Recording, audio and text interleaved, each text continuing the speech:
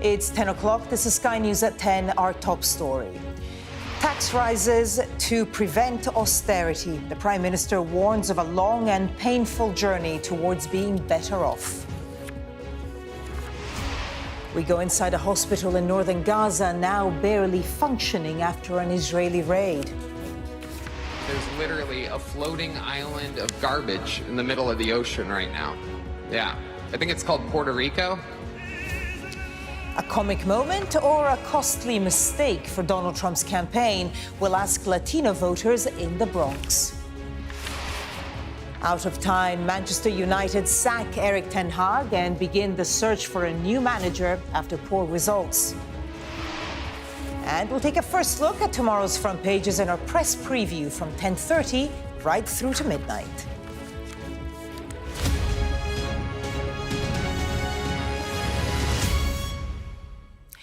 Good evening. The Prime Minister today attempted to defend looming tax rises by insisting they are the only way to prevent what he described as devastating austerity. Keir Starmer said his party would run towards the tough decisions made necessary by the state of public spending and public services. 2 days before the budget, he also sought to reassure working people that the pain in the short term would be worth it. So how do you define a working person? Well, according to Mr. Starmer, they know who they are. Well, we know that Labour hope to raise £20 billion to improve public services. Of that, £1.4 billion will be put into rebuilding schools. And £500 million could be spent on up to 5,000 new affordable homes. Now, the Chancellor will set aside £240 million to help get people back into work. And all that will likely be funded by a 2% rise in employers' national insurance contributions. Today, the Prime Minister confirmed the existing £2 cap on bus fares will be increased to £3. And he refused to rule out future tax rises. A freeze on income tax bans beyond 2028 would mean that more people will pay higher rates. Our Deputy Political Editor, Sam Coates, has tonight's first report. Keir Starmer stepping up to the biggest week yet of his premiership. 2 days before a huge budget. With a clear message, getting there is going to hurt. This is not 1997, when the economy was decent, but public services were on their knees. And it's not 2010, where public services were strong, but the public finances were weak. We have to deal with both sides of that coin. These are unprecedented circumstances. He's promising Wednesday's budget will leave the nation and working people better off, but only if they rip off the plaster now. Stability to prevent chaos. Borrowing that will drive long-term growth. Tax rises to prevent austerity and rebuild public services. We choose to protect working people. That one of 26 mentions of working people in this speech, and an admission that borrowing and taxes are going up. The Prime Minister making choices that could be unpopular. But he says they're necessary, and the Tories were too scared to make them. Are you certain that you're front-loading the pain? And if so, can you rule out more big tax hikes in future budgets? Well, let me take that head on, Sam, because I fundamentally believe that we need to run towards the tough decisions. I fundamentally believe we have to fix the foundations so that we can build a better future. Sidestep there, so the question was asked again. I'd like you to press you on a previous question. Will this be the last Labour budget in which you'll need to raise taxes? I can't give you a cast-iron guarantee that never again in any budget will there be any adjustment to tax. A Prime Minister trying to convince the nation that there is a point to the pain. He's arguing that higher taxes, more borrowing, and in parts a spending squeeze are fights he wants to have with the Conservatives. But with this government already cutting money from the social care budget, a big reform they've promised to have in future, he cannot promise an end to the pain. The first stop on the Prime Minister's plan to fix the economy, raising the £2 cap on bus fares by 50%. Passengers in Birmingham not happy to pay the price for balanced books. That's really bad, that's disgusting, isn't it? You know. There's so much for everyone, because some people cannot even afford a bus ticket with £2. The world's going to pot as it is without the government sticking everything else up. He needs to put his thinking cap on and start thinking of the people. Pricier buses are bound to rile passengers, but it's the kind of measure that's likely to anger fellow travellers in the Prime Minister's own party too. Keir Starmer and Rachel Reeves want this budget to be a row with the Tories. But is this also the route to a Labour backlash? And Sam joins me live now from Downing Street. Sam, the Prime Minister there warning of a tough road ahead, but also, I guess, trying to balance that message with a bit of hope. That's right, Barbara. It's an economic gamble, and we'll be watching the markets very closely to see how they respond to Wednesday's budget. But more than anything else, it's a political gamble. Look, take a step back and look at Keir Starmer's big argument today. He is making the case that he didn't dare to make during the election campaign, that he is prepared to borrow more and he's prepared to tax a lot more in order to spend a lot more. Those were arguments that he stepped away from just 3 or 4 months ago, but now thinks he could take on the Tories, and he thinks he can win. The Tories think that the Labour Party will be on a weak spot if they advance those arguments. Nevertheless, this is the fight the Prime Minister wants to have, because there's a fight that the Prime Minister doesn't want to have after the budget, and that would be one with his own party. There are all sorts of nerves in the Labour Party about manifesto breaches, but also what else are the nasties? We saw one today with the rise in the bus fare cap, but I am told there are others, both in the Transport Department budget and elsewhere, where quite big numbers of people could find themselves harmed, possibly farmers, in this budget. There are going to be areas with difficult decisions that haven't been foreshadowed in the run-up to this budget that will come as a surprise. Will the Labour Party find itself turning in on itself over that, or celebrating the good news? That's the gamble for Keir Starmer. Sam Coates, our Deputy Political Editor. Sam, thank you. And, of course, we'll bring you full coverage of Rachel Reeves's first budget from 10 a.m. on Wednesday with our teams in Westminster and around the country.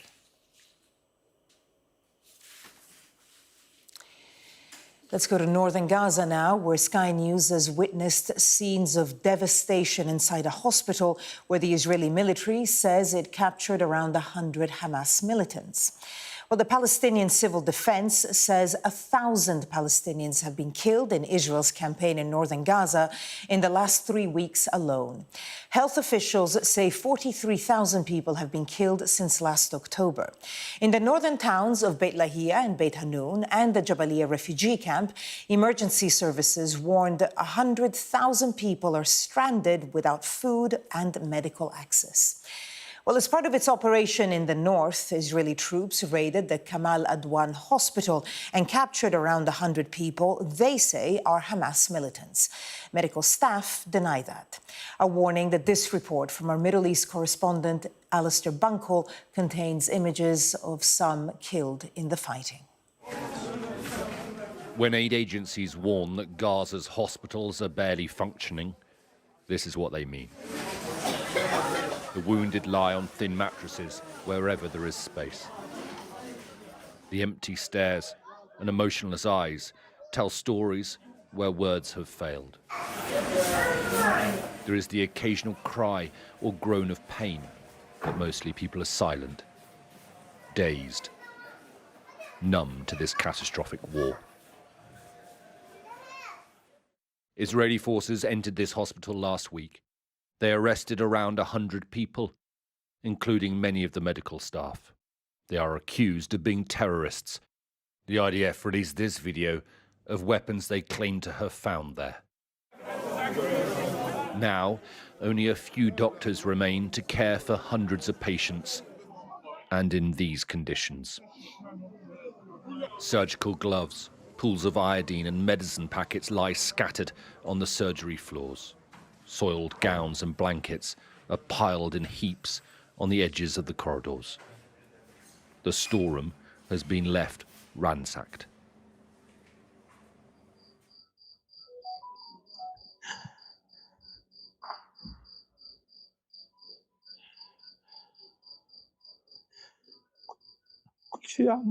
Everything we ever built, they burnt to the ground, this doctor tells us.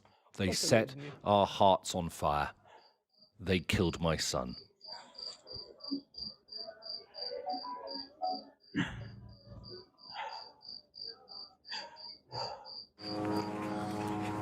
Outside, the never-ending buzz of Israeli drones continues in the skies overhead. And a few people wander through the besieged wasteland. What hasn't been buried under the rubble has fled elsewhere. Israel has ordered everyone to leave here. Many have, but the cost of staying, the price of defiance, is laid out here, strapped onto a wooden cart and ready for burial. Life in northern Gaza is gradually being silenced. Alistair Bunkle, Sky News in Jerusalem. And in the past hour, Israel's parliament has passed legislation banning the UN Agency for Palestinian Refugees and designating it a terror organization. Well, our security and defense editor, Deborah Haynes, joins me now from Tel Aviv. Deborah, Israel has been clear about its distrust of UNRWA and its workers. We've also just seen the devastation in Gaza itself. What will this mean for getting vital aid into Gaza? Yeah, it's no surprise that these two bills were passed today by the Israeli parliament. As you said, there are two of them. The first one, it effectively bans UNRWA from operating on Israeli soil, and that will take effect in 3 months. The second bill effectively designates UNRWA a terrorist organisation, making it very difficult for the government to work with it. And it really does mark a new low in what is already a very problematic, a very difficult, strained relationship between Israel and the United Nations. Like you say, Israel has repeatedly accused UNRWA of having links to Hamas, of supporting Hamas. UNRWA is the most important agency, though, providing aid to Palestinians. There is huge concern about the impact this could have on an organisation that is already having to work in the most difficult conditions imaginable. And for Israel's allies too, there has already been voices of concern about these bills, in particular the United States, which has said that if these bills pass, it could actually then mean that the situation violates US laws, which would then put into question the kind of support that it is able to give to Israel. So this is a very significant moment. Deborah Haynes with the latest there from Tel Aviv. Deborah, thank you. And staying in the region, there have been reports tonight that dozens have been killed in Israeli airstrikes on eastern Lebanon. The Reuters news agency is reporting that at least 60 people were killed, with more wounded in strikes on the Bekaa Valley. We'll bring you more on that as we get it. New footage has emerged of the moment a Labour MP repeatedly punched a constituent after a heated exchange.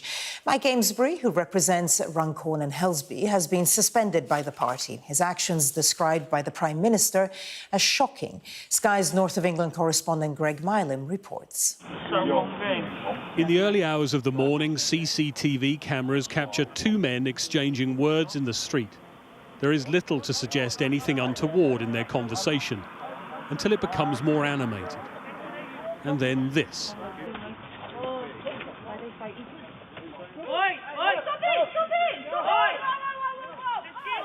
MP Mike Amesbury first punches the man to the ground, then follows up with more blows while he's on the floor. A bystander filmed those punches as people nearby reacted. He's the local MP, Jono. Get him on camera. Get him on camera, Jono. He's the local MP. It is this that's seen the MP suspended by the Labour Party and prompted these words from the Prime Minister. I've seen the video footage. It's shocking. We moved very swiftly to suspend him as a member and as a Member of Parliament. There is now a police investigation, and in the circumstances, you'll appreciate there's not much more I can say about that. We don't know what happened in the moments before the videos were recorded. Mr. Amesbury is believed to have been at a constituency event earlier in the evening. Mr. Amesbury says he has spoken voluntarily to Cheshire Police about what happened here. The force says its investigation is ongoing. The person we haven't heard from is the other person at the centre of those events, the person on the receiving end of those punches. Mr. Amesbury said he would make no further comment but would cooperate with police. There are questions too, though, about what this will mean for the future of his political career. Greg Milam, Sky News, Cheshire. It was a homecoming of sorts for Donald Trump. Tens of thousands packed into Madison Square Garden in New York for his biggest rally of the campaign so far. Speaker after speaker walked to the podium to criticize his opponent, Kamala Harris. But comments by one of them, the comedian Tony Hinchcliffe, have drawn strong backlash and accusations of racism.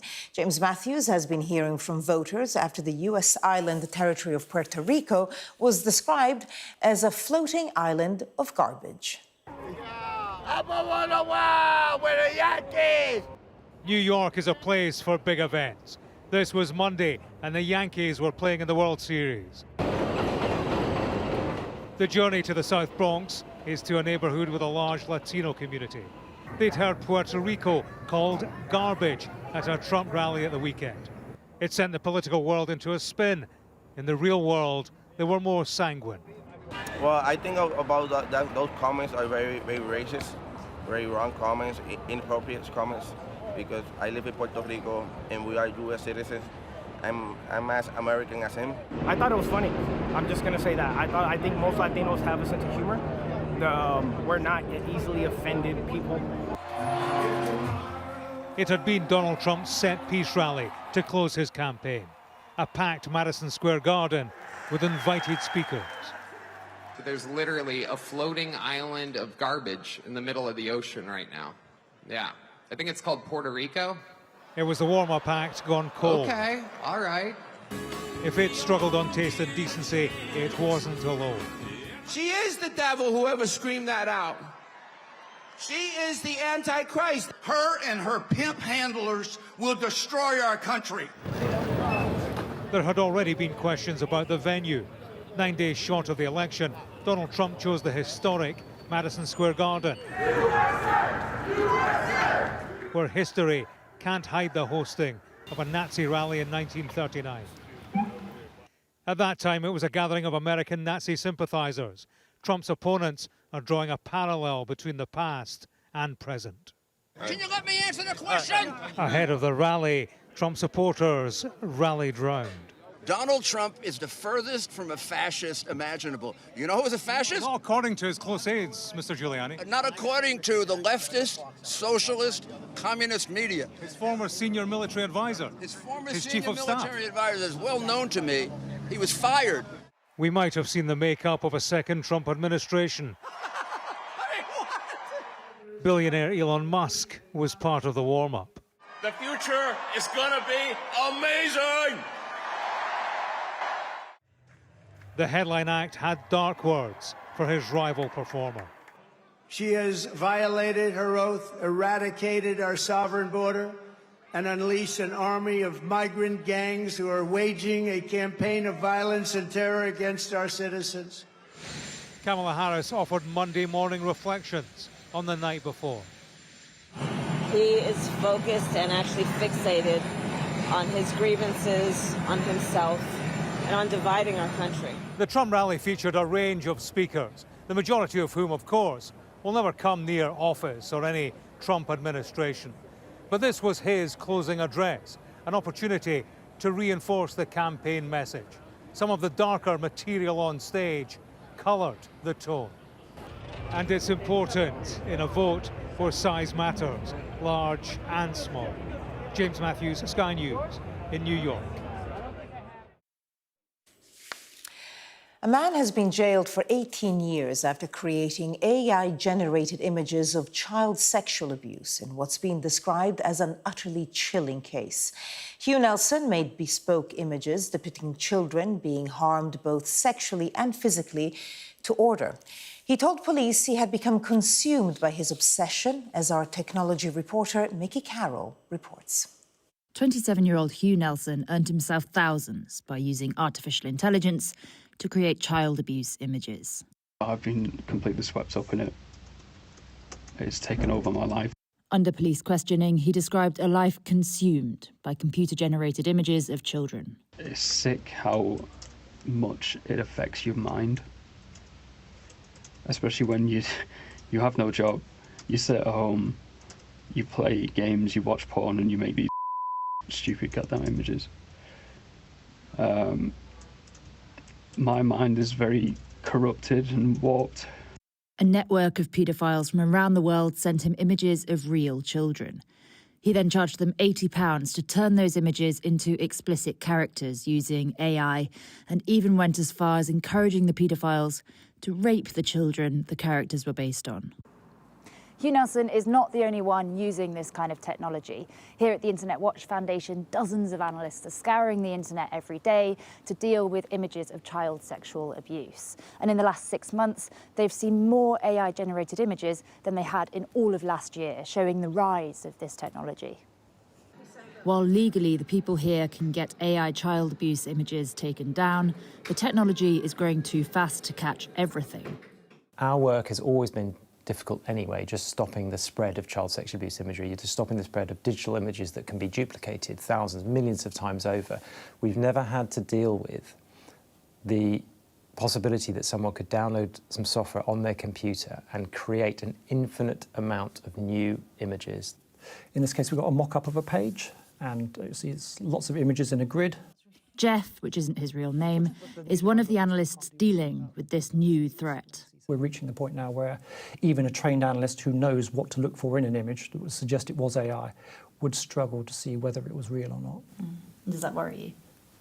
Yes. Last thing we want is realistic depictions of children, and particularly because we are seeing images of real victims being used in this way. So image generators are being trained on sets of real victims, and they are producing brand new sets of victims' images, which is appalling. No, because we can take action on those images regardless of whether they are realistic or not. Police in Manchester say Hugh Nelson's case is just the beginning. They're already working with forces across the country to tackle the fast-growing problem of AI paedophiles. Mickey Carroll, Sky News. Kemi Badenoch, who is favourite to become the new Conservative leader, has rejected claims that she is aggressive and lazy. She denied reports she was difficult to work with and accusations of bullying, telling Sky News people are looking for ways to drag her down. She's been speaking to Sophie Ridge. Good to see you. Just days remain in the race to become the next Conservative Party leader. And if the bookies are right, that person will be Kemi Badenoch. On policies, she doesn't give much away, but says the party needs to get back to first principles in order to stand a chance at the next general election. That includes the task of uniting a diminished party and her future top team. If you win on Saturday, will you give Robert Jenrick a job in your shadow cabinet? I think that all of the 6 candidates should have a job in the shadow cabinet. Whether they want to do what I think they should do is a totally different matter. What would you give Robert Jenrick then? It doesn't sound like you're going to give him a... I am not having any conversations about what may or may not happen until we know the results on Saturday. I do feel like I have to talk about the spat that's kind of erupted, if you like, with yourself and Robert Jenrick over the last couple of days. In a leadership contest, people are going to present the very best offer that they have. And what I'm saying is that I'm somebody who has integrity. I guess my point is that, you know, supporters of Robert Jenrick might be saying, you're talking about integrity and baggage, but you were the one who in 2008 hacked into Harriet Harman's website. Well, you know, that was illegal, wasn't it? Well, had let's a talk about prison sentence of 5 years at the time. Let's talk about that. No, it didn't. It was a summary offence at the time, the same as a speeding ticket. It was actually something quite different from what the law is now. In the leadership race, you know, people describe you as someone who would cross the road to have a fight, someone who's abrasive, someone who is aggressive even. And it does strike me that, you know, this is some of the language that we often use about black women. Do you recognise that? Well, I don't know why people say these things. I'm sure that there will be some people who want to play to stereotypes. One of the other ones that I get is, oh, she's very lazy. So both aggressive and lazy at the same time. I think that people will often just look for whatever they can to drag you down. But is the ultimate goal of winning a general election and becoming Prime Minister even something she wants? Do you want to be Prime Minister? So what I want to do is make the country more conservative. But do you want to be Prime Minister? I mean, honestly, if you ask most MPs, they would all be like, yes, absolutely. Do you want to be Prime Minister? Well, I don't think it's about wanting to be Prime Minister. I think it's not an award. It's not like winning a competition. It's actually a very serious job that requires a lot of sacrifice. It changes your life forever. So I'm very, very wary of saying, well, I want to be Prime Minister. The keys to number 10, though, currently a long way off for the candidate hoping her bold vision win her the votes of party members. Sophie Ridge, Sky News. Now to what seems like science fiction for most of us, but what could be a potentially life-changing breakthrough for the treatment of patients who hear voices. Now, researchers have found a way to generate an avatar of the voices, which they hope will give sufferers a face to stand up to, helping to reduce their distress. Our science and medical correspondent Thomas Moore explains. You're worthless. No, I'm not. Leave me alone. For well over a decade, Ruth has heard menacing voices, hissing, screaming and undermining her. Ruth, really well done there. This is Tom again. I just want to check in. But creating an avatar to give the voices a face has helped her control her psychotic illness. But you've been listening to me for years. What's changed? I see you for what you are. You're nothing. You're just a voice. Under the guidance of a therapist, she learns to push back, and new research shows it helps to silence the voices. I've been able to build up strength and resilience. I have been able to challenge these voices.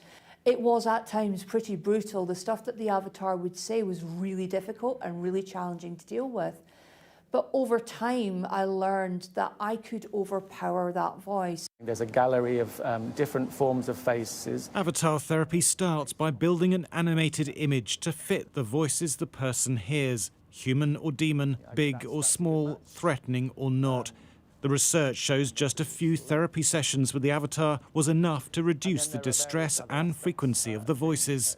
Voices are something that the person might have been avoiding for many years, and they're coming face to face with it, so people can be understandably anxious about facing the avatar for the first time. And the job of the therapist there is to make sure that it feels safe enough for them to interact with the avatar in a powerful way. The effects of avatar therapy are so impressive that it's been backed by NICE, which regulates treatments on the NHS. It'll now be rolled out to clinics for further testing. People want to feel that they can recover. This therapy helps people not to put their lives on hold and to stay away from all situations, but to change the way they relate to those voices so they can get on with their lives. You shouldn't leave the house. I'll leave the house if I want to leave the house. Ruth was once so badly affected she was in hospital for more than 5 years. Now she's married, learning to drive and starting a new job. A turnaround helped by an avatar. Thomas Moore, Sky News. Manchester United have sacked Erik ten Hag as manager after the club suffered their 4th defeat of the season at West Ham yesterday. After 2.5 years in charge, his team is in the bottom half of the table, even after new owners spent £500 million in the transfer market. Sky's sports correspondent Rob Harris reports now from Old Trafford. Fired within a day of this final match of misery. Defeat at West Ham. Erik ten Hag running out of time and excuses. Manchester United running out of patience, saying, "We are grateful to Erik for everything he has done during his time with us and wish him well for the future." Seeming decisive only after dithering. Sir Jim Ratcliffe and the new look leadership had already considered potential replacements before 4 months ago awarding their manager a contract extension. Winning the FA Cup saved the Dutchman after overseeing United's lowest ever Premier League finish. It was also the League Cup won in his first season. but he was unable to turn £600 million of new signings into Premier League winners. For Erik ten Hag, it's been going wrong basically for 18 months, but I don't think Ineos have made a great start since they've come into the club as well. Everyone felt it'd be completely different to the Glazers, but it's early days for them. But I think the summer's been a mess, and it's cost them basically 150 to 200 million pound that they didn't need to waste. You know, they could have given that to the new manager on players exactly who he wants or that the club see fit, not more players that Erik ten Hag wants. And the players want him to raise it, leaving on a high. Unable to replicate this, title celebrations enjoyed 13 times under Sir Alex Ferguson. The manager proving so hard to replace, still 11 years on. David Moyes didn't last a season. Louis van Gaal only 2 years, despite collecting the FA Cup. Winning the Europa League couldn't save Jose Mourinho. And Ole Gunnar Solskjaer was unable to replicate the trophy exploits from his playing days. Now another former United striker is in interim charge, Ruud van Nistelrooy, while fans deal with more disarray. It's about time they've been given too many chances. The team wasn't playing all that well. We could have done better. I think he's just had a bad season this time. I think 14th in the league, something had to give. I mean, shocking performances all around. Not winning how many games in Europe. It's just not been good enough. The team and the stadium are in decay. Sir Jim Ratcliffe wants to cut costs to rebuild it all. But there'll be a big bill for cutting Erik ten Hag. And the new manager, their sixth since Sir Alex Ferguson's retirement, will surely want to spend to reshape the squad in their image. How long will United take to get back to the summit? And how long will the next manager be given? And Rob is still outside Old Trafford for us. Rob, the search for a new Man U manager has already begun.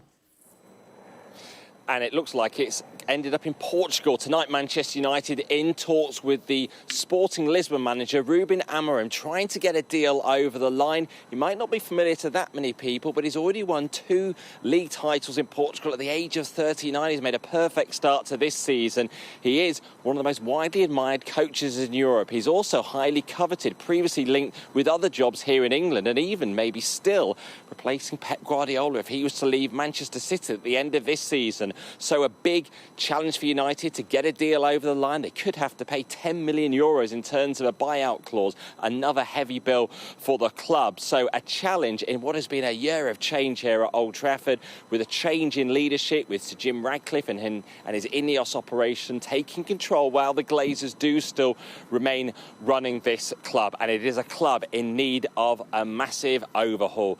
They are 14th in the league. These are days of instability that they were not accustomed to when Manchester United had so much success under Sir Alex Ferguson. Harris at Old Trafford. Rob, thank you. And that was Sky News at 10. Coming up, we'll take a first look at tomorrow's papers in the press preview. Tonight, we're joined by Chief Political Correspondent for The Sun, Jack Elsom, and The Guardian's Deputy Political Editor, Jessica Elgott. Welcome both. Now, among the stories we will be discussing, this on the front of The Guardian. The headline, budget vow to rebuild broken, not beaten NHS. We'll be right back.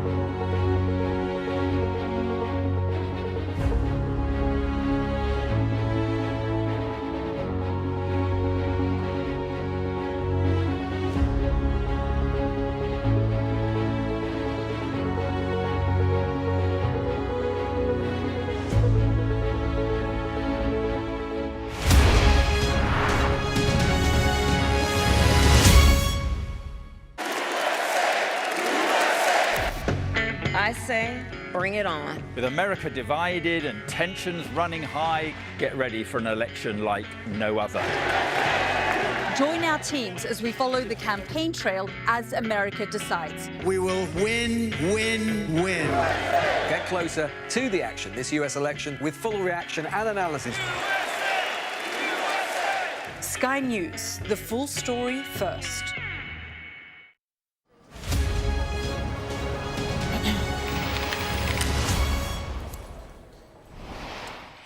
Hello there, you're watching the press preview. A first look at what's on the front pages as they arrive.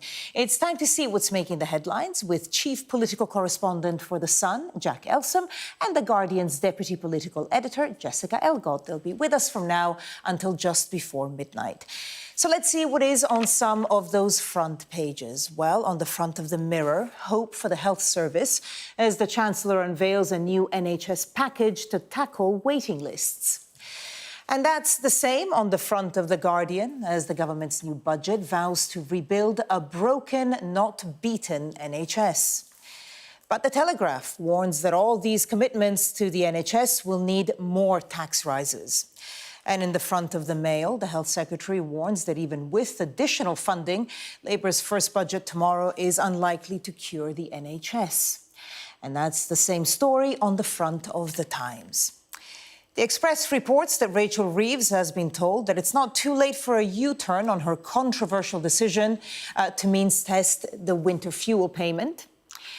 Charities have told the Eye that they may need to make cutbacks if the Chancellor goes ahead with raising national insurance on employers this week. The Sun leads with Manchester United sacking manager Erik ten Hag after a difficult start to the season. The Star's front page shows an image of him getting on a private jet back to Amsterdam just after he received the news. And the Metro reports on a new sex crime of turning photos of children into AI pornographic images. And the Financial Times says thousands of jobs are at risk as Volkswagen plans to shut down at least 3 German factories. And the reminder that by scanning the QR code you'll see on screen during the programme, you can check out the front pages of tomorrow's papers while you watch us.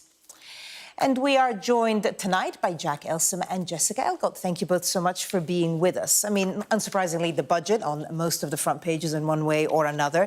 Let's start with The Guardian, page 1. And here, linking it to the NHS, one of the priorities for the Chancellor, the budget will revive a broken but not beaten NHS. That's according to Rachel Reeves. Jack. Yeah, it's interesting. Since Labour got into power, they've really sort of laid bare the state of the NHS. Wes Streeting, the Health Secretary, commissioned that Lord Darcy report to really sort of lift up the stone and see what was beneath it. And it revealed an NHS in absolute crisis. And now, after having laid the blame pretty squarely at the Tories, I think a lot of voters are going to be asking, so what is your plan to fix it? We're going to get a lot of that in the budget on Wednesday. It looks like we're going to get another £1.5 billion to sort of go towards things like new scanners, new radiography equipment, the sort of modernisation of the NHS that Wes Streeting's talking about. It's interesting, though, because all throughout his period in opposition, and then since he became Health Secretary, he's constantly said we can't just chuck money at this. It's about reform. It's going to require some money in the budget, and they're talking about that today. But fundamental reform, I think, is what's needed here, and that is what Wes Streeting is sort of setting out today and in future. Jessica, before I come to you, let's just pull another front page as well, a different angle to the same story. The Daily Telegraph, NHS will need more tax rises, signals Reeves, so not just this budget, but potentially, future years as well. It's an interesting contrast to some of the language that Keir Starmer was using in his speech, where he was asked quite directly about this. Essentially, is this going to be the hardest budget? And the Prime Minister said he thought it would be the hardest budget, that this was the time to get the most difficult decisions out early, and that although he couldn't promise there'd be no future tweaks to the tax system, that he hoped that this was be the one which would sort of lay the foundations for then having improvements through the rest of the Parliament. But I mean, I think it's clear that both Wes Streeting and Rachel Reeves were saying in their visit that they did today that they thought that what they were doing in this budget for the NHS was only kind of stabilising it. It wasn't really going to necessarily be enough to make the kind of huge improvements that a lot of people are looking to see. When people voted in Labour, a lot of the time people mentioned public services, and the NHS is the sort of core part of that. Yeah, and let's just look again at front page of the Times. From Wes Streeting, extra billions for health service will only arrest the decline. So, Jessica, obviously echoing what you were just saying, that, this is trying to sort of balance it in a way, but can't prevent winter crisis, for example, is what Wes Streeting is saying here. Do you think there are slightly different messages from the Health Secretary, Rachel Reeves, and the Prime Minister, or that ultimately they're all just trying to tackle the issue? Well, it looks like it, because you have two different front pages and you have two different sort of messages coming through. But this is the bind that Labour have always been in. They've been accused, since when they were in government the last time, of just pumping money into the NHS, and it just gets swallowed up and spat out, and there's not any sort of real reform in it. I think the point that Wes Streeting and Rachel Reeves are trying to say is that, yes, money might be part of the solution here, and we are going to invest in the NHS. Obviously, they're a Labour government. They're sort of almost expected to pump money into the NHS, and that will be and that will definitely be the case in the budget. But also, rather than just chucking funds at it, you have to have some sort of reform. And to be fair, Wes Streeting's been pretty hot on this, because what you don't want is a situation where in 5 years' time, and Keir Starmer said today that there's going to be a new tracker in government, so you can actually hold them to account and see for yourselves, how they're getting on with these priorities. You don't want a situation where you've spent billions more pounds, and you can sort of say that, but actually voters and patients turn around and go, where are the results? And so that's going to be the reforms that they're going to be trying to push through. And waiting lists is the absolute sort of key thing to this. There's already more than 7 million people on waiting lists. That's an extraordinary number of people that are still. There's 280,000 people, I think, still who've been waiting for more than a year for their treatment on the NHS. And a lot of that was kind of predicated on strikes, the reason behind why these waiting lists are going up so much. And since the strikes have been ended by the government, then those waiting lists have actually stayed stubbornly high since then. And so that shows you that it's not just about sort of ending strike days, but there are significant sort of core problems in the way the health service is operating that are not getting those waiting lists down. Which is exactly the headline at front page of the Mirror, Labour's war on waiting lists. Because I guess, Jack, not everyone will follow the details of the budget, but everyone knows how long they have to wait for an appointment. Yeah, and it's one of these things where, a lot of time in politics and, budget and economics, we talk about pretty abstract terms which don't really, weave into people's, their interface in their daily lives, whereas the NHS is something which most of us, interact with at some point. And people can see it for themselves. They try and book a GP appointment, they go into A&E, they know how long it takes. Labour have banged on about this for 5 years. It's now up to them to try and prove it, because, they were very sort of vocal, criticising the Conservatives about, long waiting lists. And so it is now up to them to really sort of, put their money where their mouth is, and maybe put the reform where their mouth is, to pardon the phrase, and try and get these waiting lists down. Jack and I would be going up and down the country, through the election campaign, and, I cannot count the number of times that the people who said that their priority was they knew someone or they were on an NHS waiting list. It was an extraordinary number of people who And interestingly, it became part of Keir Starmer's definition of a working person as well, being on a waiting list as well. So let's take a look at the front page of The Eye. So still the budget, of course, slightly different angle here. National insurance hike will damage core services. That's a warning from charities. Jessica. Well, we're expecting the Chancellor to raise the level of national insurance that's paid by employers, not by employees. So you won't see that on your payslip if you're an employee, but it would affect you if you employ anyone, if you run a small business or indeed a large business. And one of the areas that this is being highlighted by The Eye is that charities say they might be forced to make comeback. Of course, charities still are the ones who if they employ people, they pay national insurance, and that will come out of their own pockets of the income that they raise. So, of course, all of these, it's another example of how there are no good tax rises, there are no easy ones, and there's always going to be adverse effects of the ones that the Chancellor chooses to do.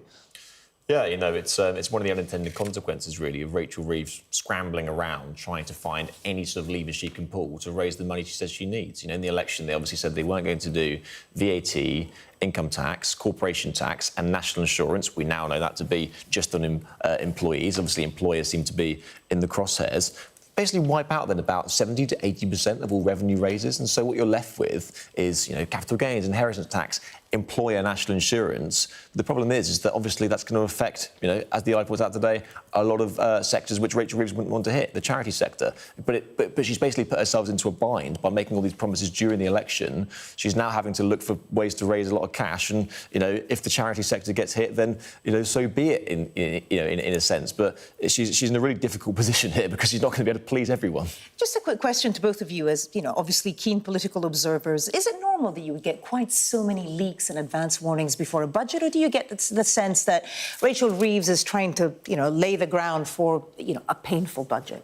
I think you can never really please everyone, because on the one hand, if you sort of drip things out there ahead of time, you're going to get people like the Speaker and the opposition. And Lindsay Hoyle was furious today about all these pre-budget leaks. But on the other hand, if you don't sort of roll the pitch and give an indication of where you're going, you almost get a sort of Liz Truss-style meltdown effect, where it's such a shock and no one's been prepared for it, that then the markets go into free fall and spook and buck, and so it's a really fine balance, isn't it? Do you agree with that? I mean, I'm not against journalists finding out things in terms of what they find in the budget. I'm fully in favour of it. Me too. OK, Jessica, stay with us now. A woeful start to the season and a sacked manager. What is next for Manchester United?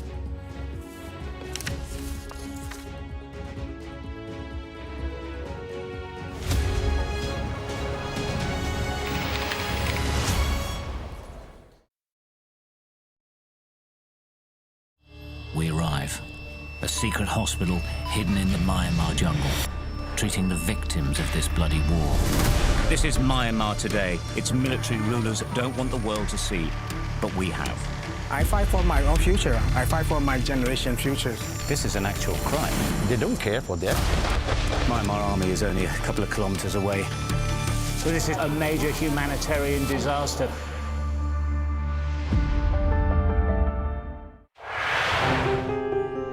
I'm James Matthews, and I'm Sky's US correspondent, based here in Washington, D.C. Do you fear a fourth indictment? Does your government owe an apology to the British home children? Great to see you. Does your government owe them an apology? The fact that they were intercepted, does that indicate a military weakness on the part of Iran? No, no, no. Free, wherever you get your news. There's no doubting the strength of this hurricane as it roars through. You can feel a devastating power. It had been a difficult night in a deadly storm. Bang, bang. You can hear it hitting the windows. Our houses are okay. It's depressing.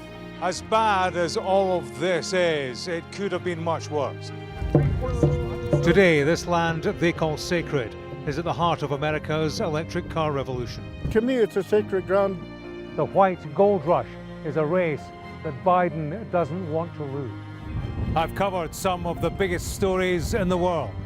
Donald Trump, 45th President of the United States, it would appear is about to learn his fate. Escort coming out! San Quentin houses America's largest death row. They rarely allow cameras onto the condemned block. James Matthews, Sky News. I want to be treated equally like everyone else. It's one step closer to getting out, to getting off death row. Sky News. Get the full story first. Mr. Trump, James Matthews from Sky News. Hey, James. Are you diminished by claims that you're a racist? The question? Mr. Musk, has your ignorance and ego cost Ukrainian lives? Vladimir Putin calls you outstanding. What do you call him, sir? He's from Sky News. He's from Sky News. He's entitled to ask me questions. We've got your Sunday mornings covered. From the front page and the sounds of the streets to the voices of the people who make the major calls and big picture politics beyond Westminster. We'll put you at the heart of our story. A new start to Sunday. I'm ready. Are you? Join me, Trevor Phillips, Sunday mornings on Sky News. There's always more to the news than a headline. We want to discover, to delve a little deeper, to find out what's really going on. Explanation, analysis, the people at the heart of every story. I'm Neil Patterson, and this is the Sky News Daily Podcast. So, by the end, we'll hopefully all understand what's going on in the world just that little better. Available wherever you get your podcasts. Welcome back. You're watching the press preview. With me now, Chief Political Correspondent for The Sun, Jack Elsom, and The Guardian's Deputy Political Editor, Jessica Elgott. OK, let's go now to another story that's been making the front page. It's not the budget this time. Man United. Let's start with The Sun. Jack, your paper. So Erik Ten Hag, Man United manager, sacked this morning. Apparently was already on a flight back to the Netherlands about 2 hours afterwards. Yeah, no, he's already left the country. I mean, this news wasn't exactly shocking to people that have been following this saga. He seemed to be a dead man walking for a long time now. In fact, it even seemed that Man United tried to replace him over the summer. He seemed to get one last reprieve after winning the FA Cup. But then, obviously, they were sort of still scouting around, trying to find someone else, potentially Thomas Tuchel. He's now taking the England job. Man United now 14th in the Premier League. They've so fallen from grace since the days under Alex Ferguson, where they were winning title after title. We've had 6 managers since then. None of them have lasted really past 3 years. And so they're still in that period now where they're in the doldrums and they're going to have to try and find another manager to try and bring them back to the glory days. And there's an interesting quote in The Sun. It says, a United insider said the dressing room has been like a morgue recently. It's no wonder that he's gone, and gone he is. Jessica, even people who didn't know about football would know about Man United, and not just in this country or Europe, but literally worldwide. Yeah, of course. I remember once going on holiday and seeing that it was in a Buddhist temple and there was a little shrine and there was some like Man United shirts. So yeah, to say that Manchester United have got this like incredible reputation around the world, and to, the 14th, it must be the lowest that they've ever been in the Premiership, and certainly it is since Fergie. And to their most recent result was, I think particularly galling, and so that this is, it's not in many ways surprising that he's gone. But, still, the Sun says he's getting a £50 million payoff, so that must soften the blow a little bit. I guess so. Let's go to the Daily Telegraph now. And on the front page, slightly awkward kiss there between Donald Trump and his wife, Melania. And this was at the rally, the last one, really, of the election campaign at Madison Square Garden. Obviously, New York, not in a swing state, but Donald Trump very much, wanted to be in his New York. But he got in trouble, didn't? Well, not him necessarily, but one of the opening acts. Jessica. Yeah, so there was this joke made by, it wasn't a particularly funny joke, and in fact no one even in the hall. In fairness, laughed he was booed in the room. Yeah, in fact no one in the hall, when I think he referred to Puerto Rico as a floating island of garbage. Yeah, and even in a Trump rally, people didn't laugh at that joke, which is quite an extraordinary thing. And so he's now, it's the first time I think I can even really recall this happening, that the Trump campaign has had to distance themselves from something one of their own supporters has said. Especially because Trump has been doing very well with the Latino community in the States. I was going to say, it seemed completely like an own goal. And, whether they knew this joke was going to come, it probably seemed they didn't actually, and this comedian was just freewheeling. But it really sort of dents their standing amongst the community because, there are a lot of sort of Latinos, especially in the swing states, especially Pennsylvania. They've been trying really hard to court these people. And now to sort of put something on stage and share a platform with them who's, openly mocking them and, insulting them seems like it's spectacularly backfired here. Yeah, I think there's double the number of Puerto Ricans, I think, in the United States as there are in Puerto Rico. So it's a huge diaspora, a huge community, and especially, as Jack was saying, in Pennsylvania. And so that's such an important stake, the crucial one for him. And they do tend to be socially conservative and quite religious, so, not unnatural Republican voters, but, we'll see whether it's had an impact. Jack, Jessica, thank you so much.